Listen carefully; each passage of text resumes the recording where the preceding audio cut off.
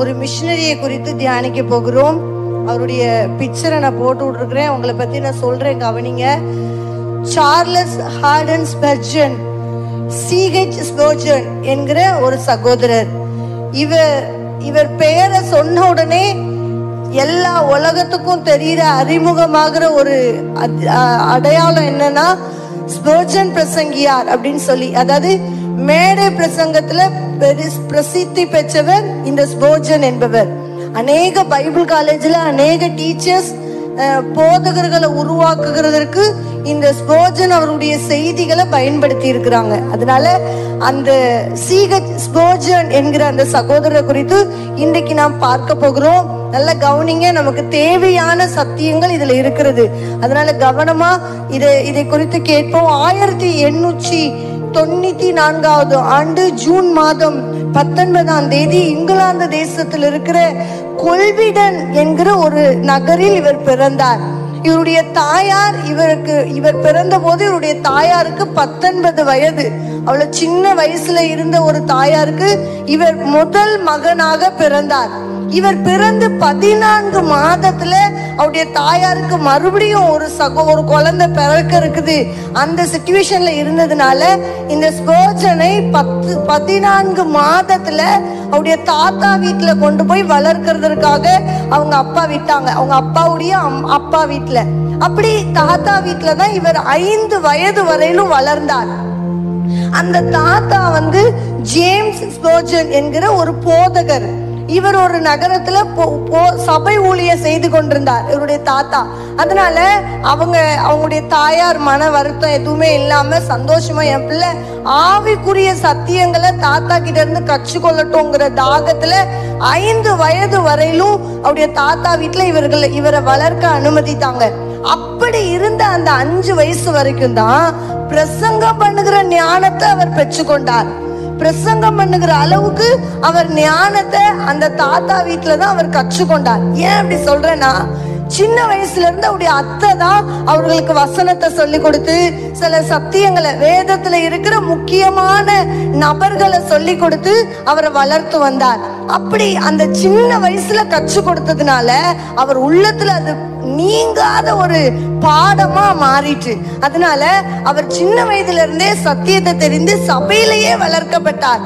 அதுலயும் ரொம்ப அதிக நேரம் இவர் செலவழிக்கிறது அவருடைய தாத்தா புத்தக அறை, ஒரு நூலகம், அவர் வீட்டிலேயே புக் ஸ்டால் வச்சிருக்கிறார். அந்த புக் ஸ்டால் இருக்கிற ரூம்ல தான் இவர் எப்பவுமே இருப்பார். அதிக நேரம் அந்த புக் படிக்க தெரியாது, இன்னும் படிக்கிற அந்த அளவுக்கு அவர் இன்னும் வளரல. ஆனா மோட்ச பயணம், அதே மாதிரி மிஷனரிகளுடைய புத்தகங்கள், இதுலலாம் அவங்க வளர்ந்து வந்த விதத்தை பிக்சர்ஸா படமா வச்சிருப்பாங்களாம்.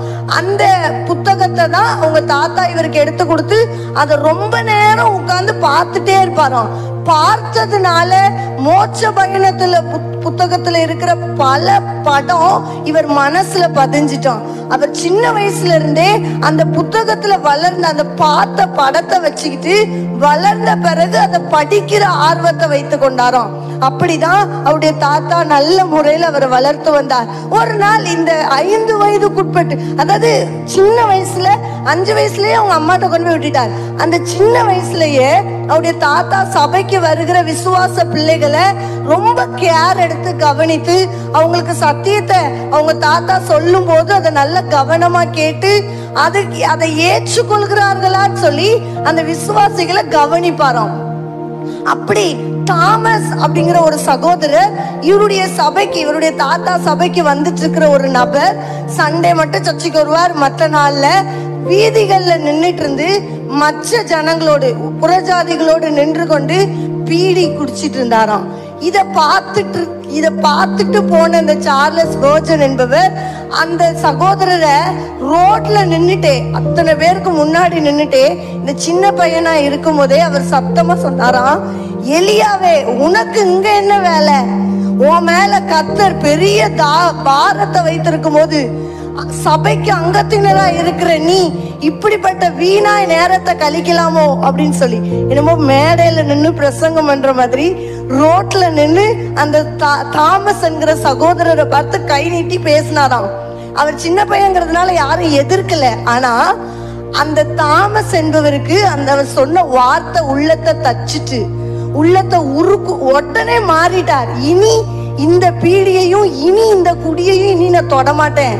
என்னை பார்த்து ஒரு எலியானா, ஆனா என் மேல இருக்கிற அபிஷேகத்தை மறந்து இப்படி நின்னுட்டு இருந்துட்டேனே அப்படின்னு சொல்லி அன்னைக்கு ஒப்பு கொடுத்தவர் சபைக்கு உதவி போதகரா மாறிட்டாராம். அல்லேலூயா. இப்படி 5 வயதிலேயே உதவி போதகரா மாற்றினவர் இந்த சார்லஸ் ஸ்பர்ஜன் என்கிற சகோதரர். இப்படி வளர்ந்த இவருக்கு 5 வயதுக்கு பிறகு அவங்க அம்மா இனி நான் என்னுடைய கட்டுப்பாட்டுல வளர்க்கணும் அப்படிங்கிற ஆர்வத்துல அவங்கள கூட்டிட்டு போய் பள்ளிக்கூடத்துல சேர்த்தாங்க. சின்ன வயதுல இருந்தே அந்த ஊர்ல நிறைய விதமான ரொம்ப ஸ்பெஷல் பள்ளிக்கூடங்கள்லாம் கிடையாது. மிஷினரிமார்கள் உருவாக்கி வைத்திருக்கிற சின்ன சின்ன பள்ளிக்கூடங்கள் தான் உண்டு. அங்க போய் படிக்க அவர் கற்றுக்கொண்டார். அங்க படித்த எல்லா மாணவர்கள்லயே இவர் மாத்திரம் எப்பவுமே ரொம்ப வித்தியாசமா திகழ்வாராம். ஒரு நாள் சொல்லி கொடுத்த பாடத்தை ஒரு வருஷம் ஃபுல்லா அந்த டீச்சர் மறந்தாலும் இவர் ஞாபகப்படுத்தி கொடுக்கிற அளவுக்கு கர்த்தர் ஞானத்தை இவருக்கு கொடுத்திருந்தாராம். அப்படி ஒரு விசேஷித்த விதமான ஞானத்தோடு சின்ன வயதிலிருந்து இவர் வளர்க்கப்பட்டார். இதற்கு முக்கிய காரணம் என்ன அப்படின்னு அவருடைய தாயும் தகப்பனும் நிறைய நாள் சிந்திச்சு பேசினது உண்டு. நிறைய பேர் வந்து இவங்க கிட்ட உங்க பிள்ளைங்க இவ்வளோ ஞானமா இருக்க காரணம் என்ன? இவருக்கு பிறகு 2 சகோதரிகளும் ஒரு சகோதரனும் உண்டு இந்த வீட்டுல.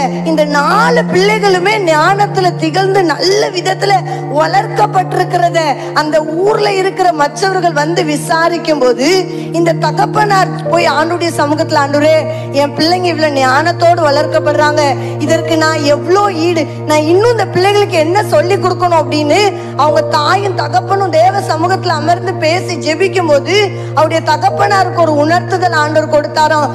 பகுதி நேரமாவது அவர் வந்து நிலக்கரி சுரங்கத்துல வேலை பார்த்த ஒரு தகப்பனார். அந்த வேலை போக மீதி நேரத்துல எனக்காக ஊழியம் செய், நீ செய்யற ஊழியத்தை பார்த்து உன் பிள்ளைகளையும் நான் அதற்கு ஏற்ற பாதையில வழி நடத்துவேன் அப்படின்னு தகப்பனாருக்கு ஆண்டவர் கற்பித்து கொடுத்தாராம். இதற்கு கீழ்ப்படிந்து ஜெபத்துல ஆண்டவர் சொன்ன வார்த்தைக்கு கீழ்ப்படிந்து இவருடைய ஸ்பர்ஜனுடைய தகப்பனார் நிலக்கரி சுரங்கத்துல பகல் முழுவதும் வேலை செஞ்சுட்டு ராத்திரி இருக்கிற நேரத்துல பிள்ளைகளையும் சேர்த்து கூட்டிட்டு போய் அவருடைய கிராமப்புறங்கள்ல நற்செய்தி அறிவிப்பாராம். இப்படி சுவிசேஷ ஊழியத்தை செய்து கொண்டே அவர் அப்படி வளர்ந்து கொண்டே வர வர இவர் போய் ஜெபிக்கிற வீடுகள்ல பல மாற்றங்கள் உருவாகிறத பார்த்த உடனே பல வீட்டார் இவரை பேர் சொல்லி போன் பண்ணி இவங்களை கூப்பிட்டு வரவழைத்து இவங்களை ஜெபிக்க வச்சாங்களாம். அப்படி ஜெபித்து ஜெபித்து பல ஆசீர்வாதங்களை இவர் மூலமாக அந்த கிராமத்திற்கு அங்க இருக்கிற ஜனங்களுக்கு கர்த்தர் கொடுக்க உதவியா இருந்தது. இப்படி உதவியா இருந்த இந்த ஊழியத்தை இவர் செய்து கொண்டிருக்கிறத பார்த்தோன்னே இந்த ஸ்பர்ஜன் என்கிற சகோதரர் ஒரு நாள் அவருடைய தகப்பனார் ஊழியத்துக்காக வெளியில கிளம்பி போகும்போது ஆண்டவர் உள்ளத்துல உணர்த்தினாராம், வேலை செய்யற பகல் முழுவதும் ராத்திரி ஊழியம் செஞ்சிடுற, குடும்பத்துக்குன்னு நீ நேரத்தையே செலவழிக்கலையே, உன் பிள்ளைங்களை எப்படி பார்ப்ப எப்படி வளர்ப்ப அப்படின்னு உள்ளத்துக்குள்ள ஒரு உணர்வு வந்தோடனே ஊழியத்துக்கு கிளம்பி போனவர் திரும்ப வந்து வீட்டுக்கு வந்து வீட்டுல நம்ம பிள்ளைகளோடு இன்னைக்கு நேரத்தை செலவழிப்போம் அப்படின்னு நினைச்சு வீட்டுக்கு வந்தாராம். ஆனா வீட்டுக்குள்ள ஹால்ல ஒருத்தருமே இல்லையா, வீட்டுக்குள்ள யாருமே இல்லை. சரி ஒவ்வொரு ரூமா போய் பார்க்க போகும்போது ஒரு ரூம்ல உள்ள தாள் போட்டுக்கிட்டு அவங்க அம்மா 4 பிள்ளைகளையும் நடுவுல முழங்கால் ரவுண்டா முழங்கால் போட வைத்து அவங்க அம்மா 4 பிள்ளைங்க தலை மேல கை வச்சு, ஆண்டவரே என்ன ரட்சித்தது போல என் பிள்ளைகளை இந்த சின்ன வயதிலேயே ரட்சித்தரலும், இப்பவே அவங்களுக்குள்ள பாவ உணர்வை உணர்த்தி அருளும், பாவத்திற்கு விலகி தப்புவிக்கிறவர்களா என் பிள்ளைகளை வளர்த்து தாரும் அப்படின்னு சொல்லி அவங்க தாயார் கை வைத்து ஜெபிக்கிறத இவர் கண்ணீர் மல்க பார்த்து கொண்டிருந்துட்டு, என் குடும்பத்தை பார்த்துக்க என் மனைவி இருக்கிறா, நான் போய் என் ஊழியத்தை செய்யறேன் அப்படின்னு சொல்லி அவர் ஊழியத்துக்கு திரும்பி போனாராம். மன நிறைவோடு திரும்பி போனாராம். இப்படிப்பட்ட நேரத்துல தான் ஒரு நாள் சபைக்கு இவர் போய்கொண்டிருக்கிற சபைக்கு ஒரு போதகர் வந்திருந்து எல்லா சின்ன பிள்ளைகள் மேலையும் கை வச்சு ஜெபித்தாராம். அபிஷேகத்துல நிரம்பி தீர்க்க தரிசனமாக பல வார்த்தைகளை சொல்லி அந்த போதகர் ஜெபித்தாராம். இந்த தாயாருக்கு ரொம்ப ஆர்வம், என் 4 பிள்ளைகளும் எப்படி இருப்பாங்க நான் பார்க்கணும், அதனால இப்பவே இந்த தீர்க்க தரிசன வார்த்தைகளை நான் கேட்கணும்னு சொல்லி 4 பிள்ளைகளையும் அந்த போதகர் முன்னாடி போய் நிறுத்தி ஜெபிக்க கை வைத்து ஜெபிக்க சொல்லும் போது மற்ற 3 பிள்ளைகள் மேல ஜெபிக்கும் போது சாதாரணமா வசனங்களை சொல்லி ஜெபித்து முடித்துட்டாரோ. ஆனா ஸ்போர்ஜன் என்கிற சகோதரர் மேல கை வைத்து அந்த போதகர் சொல்லி ஜெபிக்கும் போது இந்த சின்ன பையன் ஒரு நாள்ல திரளான மக்கள் கூட்டத்துக்கு மத்தியில தேவனுடைய சத்தியத்தை போதிக்கிறவனா கர்த்தர் மாற்ற போகிறார் அப்படின்னு சொல்லி இந்த தீர்க்க தரிசனத்தை கேட்ட உடனே இவங்க அம்மாவுக்கு ஒரு பெரிய பாரம். இந்த தீர்க்க தரிசனம் நிறைவேற அந்த அம்மா ஜெபித்து முடித்த உடனே அந்த போதகர் அவங்க அம்மா கிட்ட சொல்லி கொடுத்த அறிவுரை என்னவா, இந்த தீர்க்க தரிசனம் நிறைவேறணுமானா தினமும் உங்க வீட்டுல உன் பிள்ளை மேல கை வைத்து, தேவனே என் மகன் உமக்கு சொந்தம், ஜீவனுள்ள வரைக்கும் என் மகன் உமக்காக வாழ உதவி செய்யும் அப்படின்னு தலையில கை வச்சு ஜெபிக்கிறது உங்க கடமை. அதை நீங்க செய்யுங்க, கர்த்தர் அவருடைய காரியத்தை நிறைவேற்றுவார் என்று சொல்லி கற்றுக் கொடுத்தது. இந்த ஸ்போர்ஜனுடைய 19 வயது வரைக்கும் அவருடைய தாயார் இந்த ஜெபத்தை செய்து கொண்டே இருந்தார்களாம்.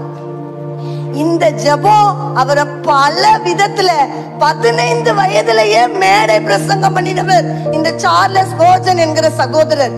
இதை தொடர்ந்து அவர் என்ன ஊழியம் செய்தார், இது அவருடைய பிறப்பு இளமை பருவம் மட்டும்தான் இன்னைக்கு நான் சொல்ல முடிந்தது. நல்ல கவனிங்க, இதுல இருந்து நாம் தெரிஞ்சு கொள்கிற முக்கியமான சாட்சி சத்தியம் என்ன அப்படின்னு சொன்னா, ஒரு பிள்ளை ஆவிக்குரிய விதத்துல நல்ல முறையில வளர்கிறதுக்கு தாயும் தகப்பனும் இன்றியமையாத பங்கு வகிக்கிறார்கள். அந்த தாயும் தகப்பனுக்கும் இருக்கிற கடமையை சரியாய் செய்தால் கர்த்தர் சொன்ன தீர்க்க தரிசனத்தை நிறைவேற்றுவார். அல்லேலூயா. தொடர்ந்து இந்த ஸ்போர்ஜன் என்கிற சகோதரரை குறித்து அவர் செய்த ஊழியத்தை குறித்து தொடர்ந்து பார்ப்போம்.